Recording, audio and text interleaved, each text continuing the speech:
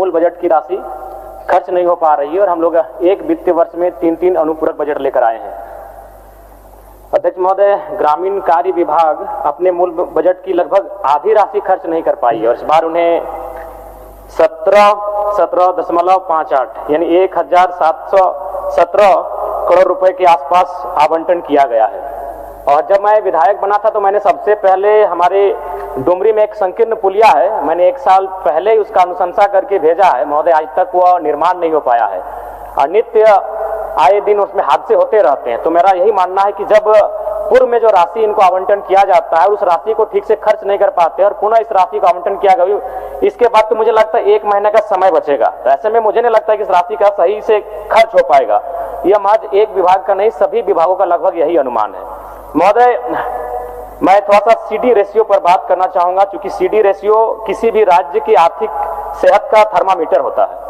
यह बताता है कि बैंकों ने राज्य से कितना पैसा डिपॉजिट के रूप में लिया है और उनका कितना प्रतिशत वापस उसी राज्य में विकास के लिए कर्ज यानी क्रेडिट के रूप में दिया गया। झारखंड जैसे विकासशील राज्य के लिए CD रेशियो का कम होना बहुत ही नुकसानदायक है। अगर मैं डेटा सितंबर 2025 के आंकड़ों के अनुसार बात करूं तो झारखंड का CD रेशियो 52.19% है, जबकि राष्ट्रीय औसत 80% के करीब है। इसका मतलब है कि झारखंड की लगभग 48% पूंजी राज्य से बाहर जा रही है, यानी हमारे राज्य की पूंजी को अन्य राज्यों के लोग उसका इस्तेमाल कर रहे हैं और इसका सीधा असर पड़ रहा है। कम CD रेशियो का सीधा अर्थ है कि राज्यों के उद्यमी, किसानों और MSME का जो सेक्टर होता है उसको पर्याप्त लोन नहीं मिल पा रहा है। इससे 2025-26 के अनुमानों के अनुसार झारखंड की प्राथमिकता वाले क्षेत्रों में लगभग 88,300 करोड़ की ऋण की क्षमता है, लेकिन बैंकिंग उदासीनता के कारण यह लक्ष्य पूरा नहीं हो पाया, जिससे रोजगार सृजन रुक जाता है।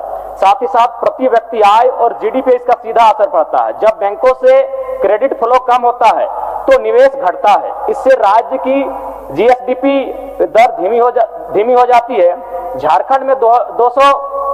झारखंड के जिलों का CD रेशियो कई जिले ऐसे हैं जिनमें 40% से भी कम है, जो यह दर्शाता है कि ग्रामीण अर्थव्यवस्था में नकदी का प्रभाव बेहद कमजोर है।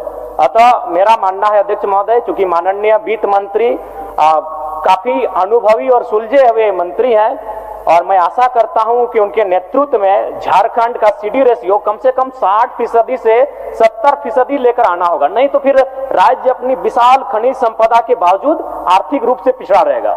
और साथ ही साथ महोदय, मेरे विधानसभा के अंतर्गत डुमरी अनुमंडल में पिछले जब से नई सरकार बनी उसके 1 सप्ताह बाद से ही SDO नहीं है, साथ ही साथ BDO नहीं है और 13 प्रखंड स्तरीय पद रिक्त है। मैं आपके माध्यम से सरकार से यह मांग करता हूं कि इन पदों की भरपाई की जाए और साथ ही साथ दिव्यांग, विधवा और वृद्धों को मैया सम्मान के तर्ज पर 2500 रुपए का पेंशन दिया जाए और नियमित दिया जाए। और एक छोटी सी सूचना, उसके बाद मेरा समय भी नहीं है।